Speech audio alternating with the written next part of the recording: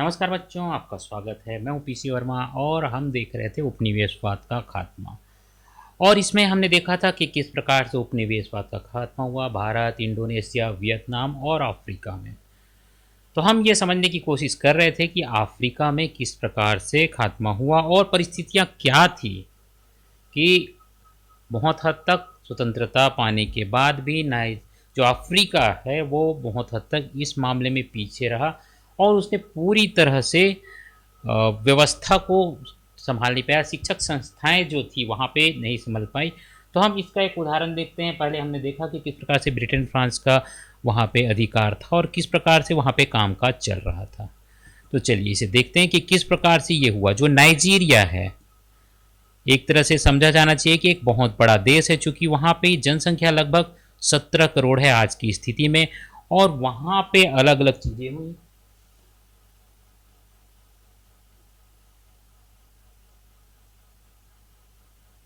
तो नाइजीरिया का घटनाक्रम समझने के लिए हमें समझना पड़ेगा कि नाइजीरिया किस प्रकार का है। यहाँ पे 3 प्रकार के जनजाति हैं। जो जनजाति हैं वो एक तरह से उत्तर में, उत्तर पश्चिम में और उत्तर पूर्व में, ये 3 हिस्से बटे हुए हैं नाइजीरिया के। ये आप समझ सकते हैं कि 3 प्रकार के हिस्से हैं। और जो उत्तरी हिस्सा है वहां पे हौसा फुलानी,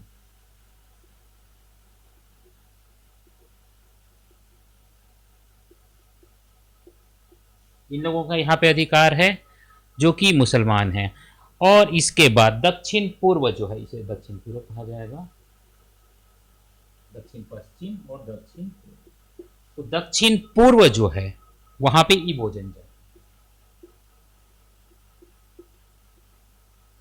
और जो दक्षिण पश्चिम क्षेत्र है अर्थात इसके इस देश के आप समझ सकते हैं पूरा ये नाइजीरिया मान लिया जाए,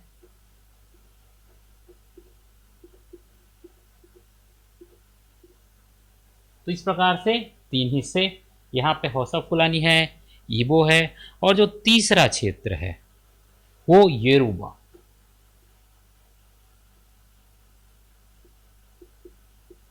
इस जनजाति का यहाँ पे प्रभाव है, योरूबा कहा जाता है जिसे। अब इनमें आपस में एक तरह से देखा जाए तो यूनाइटेड नहीं है, एकता नहीं है। ये तीनों अपने अपने आधार पे शासन चलाना चाहते हैं। यहाँ जो है इस क्षेत्र को बसाया गया है ब्रिटिश लोगों के द्वारा। नाइजीरिया नाम का कोई देश नहीं था, तो नाइजर नदी के किनारे इन्हें बनाया गया। और जो ब्रिटिश लोगों का उद्देश्य था कि यहाँ पे उनको सिर्फ जो तटवर्ती क्षेत्र है वहाँ पे अधिकार है, और ये जो क्षेत्र है यहाँ पे इनके जो मुखिया हैं वो अपना अधिकार चलाएंगे, वो अपना काम करेंगे। और यहाँ पे पाम तेल, कपास और व्यापारिक फसलों का उत्पादन होता है।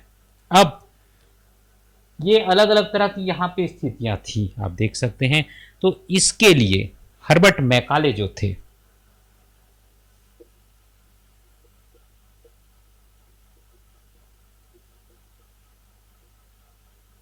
इनको इस चीज़ का एहसास था कि यदि इन्हें एक साथ रखा जाए, क्योंकि ये राष्ट्रवादी थे, वो पूरे देश को एक साथ समझते थे, तो उन्होंने सोचा कि अब राष्ट्रीय पार्टी का निर्माण किया जाए। 1923 में उन्होंने एक राष्ट्रीय पार्टी का निर्माण किया और उसका नाम उन्होंने रखा राष्ट्रीय प्रजातांत्रिक पार्टी।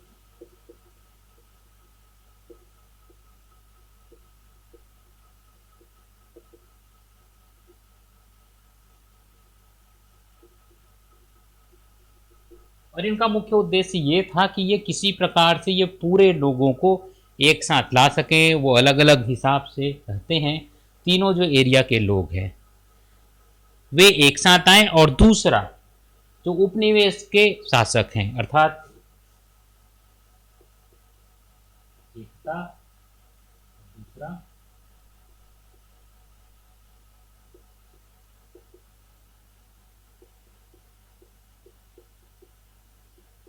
उपनिवेश का विरोध करे। तो ये इनके 2 एजेंडे थे मुख्य तौर पे। हर्बर्ट मैकाले जो थे तो वो उसके लिए प्रयास कर रहे थे, लोगों को जागरूकता के लिए उनका कार्य चल रहा था।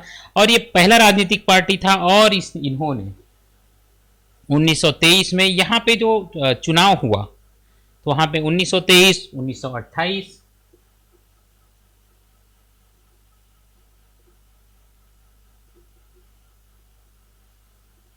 में चुनाव लड़ा और उसमें पूरी पार्टियां जीती। साथ ही साथ 1933 में भी जो चुनाव हुआ उसमें उनको सारी सीट मिली और उन्होंने अपनी सरकार बनाई। लेकिन वहां पे एक तरह से चूंकि उपनिवेश का शासन था तो सभी सीटें जीतने के बावजूद भी यहाँ पे उतना आंदोलन नहीं बढ़ पाया। 1936 में इन्होंने और अपने काम को आगे बढ़ाया।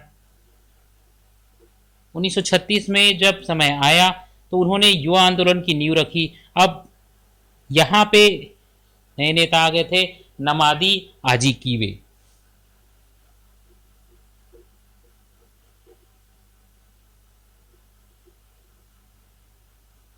और इनका लंबा समय चला, लंबे समय तक इन्होंने संघर्ष किया।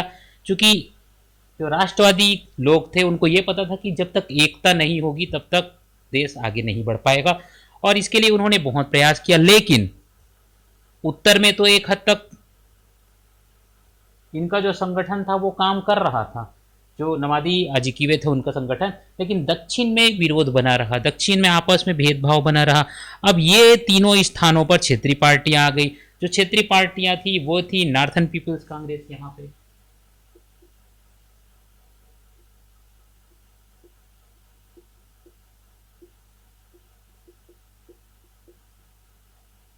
वैसे ही दक्षिण पश्चिम में भी एक पार्टी आ गई और वहां पे बना द एक्शन ग्रुप।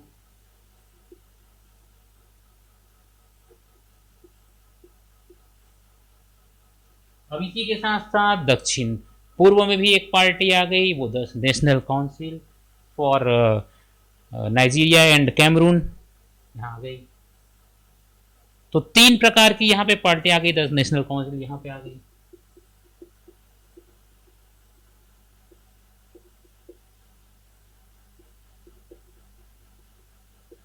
अब इनमें एक तरह से देखा जाएगा तो एकता नहीं हो पा रही थी, तो ये निर्बल प्रजातंत्र था। यहाँ पे अगर राष्ट्रवाद होता, उपनिवेश को हटाना है, इस तरह की स्थिति होती, सभी मिलकर काम करते। अब 1 अक्टूबर 1963 को नाइजीरिया स्वतंत्र हुआ। क्योंकि यहाँ पे अंग्रेजों ने राष्ट्रवाद की लहर देखी कि यहाँ पार्टियां बन रही हैं, लोगों में जागरूकता आ रही है, तो उन्होंने इसको आज़ाद कर दिया। तो 1 अक्टूबर 1963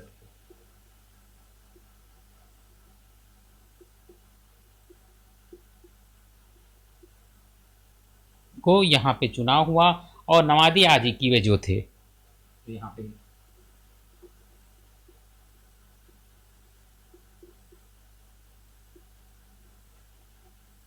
इनका शासनकाल आया और इनको राष्ट्रपति बनाया गया।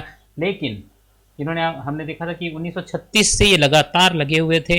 1963 में उन्हें राष्ट्रपति बनाया गया, लेकिन फिर भी इनके बनने के बावजूद भी चूंकि यहाँ पे लोकतंत्र जो था उतना मजबूत नहीं था, प्रजातंत्र जो मजबूत नहीं था, और इसी के कारण से गृह युद्ध प्रारंभ हो गया और सेना ने इसमें अपना, सेना भी शामिल हो गई इसमें, और फिर सेना ने सैन्य शासन कर दिया, सैन्य शासन स्थापित हो गया। ये चूंकि 1963 में हुआ था, 1966 में सैन्य शासन आ गया।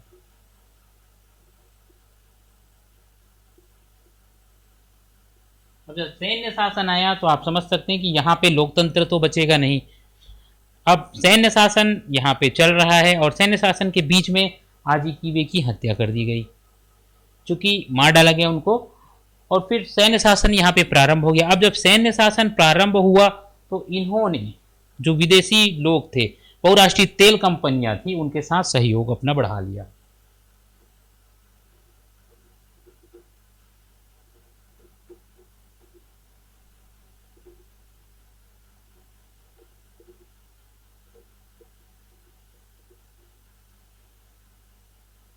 अब इनका मुख्य उद्देश्य ये हो गया, जो सैन्य शासन था उनका उद्देश्य ये हो गया कि वो अधिक से अधिक अपना लाभ ले सकें।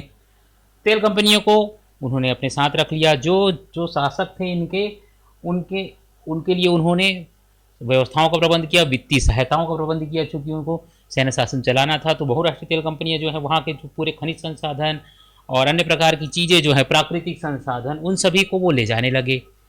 और यहाँ पे कुल मिलाकर जो चीज़ें थी, खनिज संपदा थी, उसका लाभ यहाँ की स्थानीय लोगों को ना मिलके बाहरी लोगों को मिलने लगा। ये जो लोग थे, ये बहुराष्ट्रीय संस्थाएं, वो उसका फायदा उठाने लगी, और साथ ही साथ सैन्य शासन ने उनको दमन चक्र में दबाए रखा हुआ।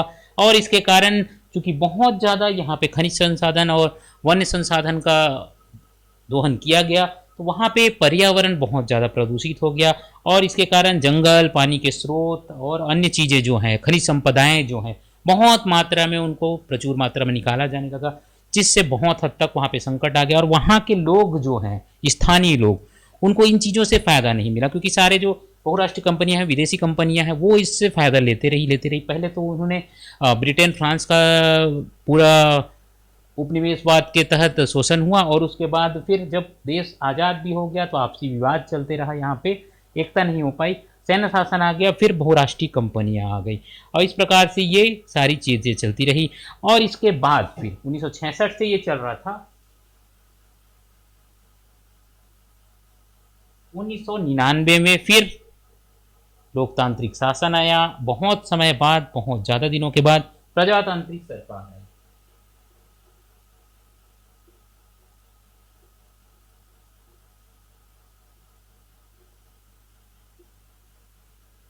ये बहुत समय के बाद यहाँ पे प्रजातांत्रिक सरकार आई, लेकिन अभी भी जो विदेशी कंपनियां हैं, चूंकि सैन्य शासन ने उनको वहाँ स्थापित कर दिया था, तो आज की स्थिति में भी विदेशी कंपनियां वहाँ पे बहुत हद तक सामान को दोहन कर रही है और अपना राज एक तरह से चला रही है। स्थानीय लोगों को अभी भी उस तरह से फ़ायदा नहीं मिला हुआ है।